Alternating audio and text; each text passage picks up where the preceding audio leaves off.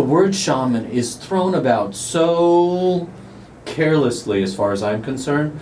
What does it mean to you, and what does it mean to employ that word in reference to oneself? Well, I certainly agree that sometimes we may not know what it means and we think, oh, I'm a shaman. Well, in my tradition, we cannot call ourselves shamans.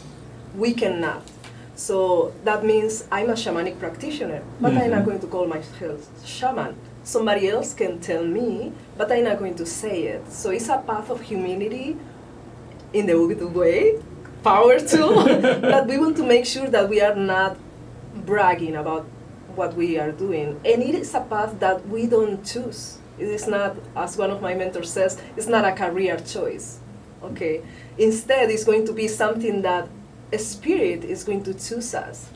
This is the calling, and we may answer that calling and start this path, or we may encounter a lot of initiations and things that happen in our lives that, in my opinion, you have no choice but to answer. That's my opinion. This is what we were talking about in the first hour. I love this. Yeah, and I empathize with every single thing you're saying, and it's almost word for word how I talk about it. And just in the interest of time, sacred sexuality, what does that mean to you? My goodness. Okay, so sexuality, the sexual energy is the primal force that brings us into being alive.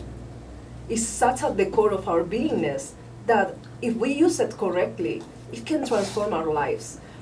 The thing is, in our society, in our media, in our families, we don't learn, we don't have consciousness of what this energy can bring.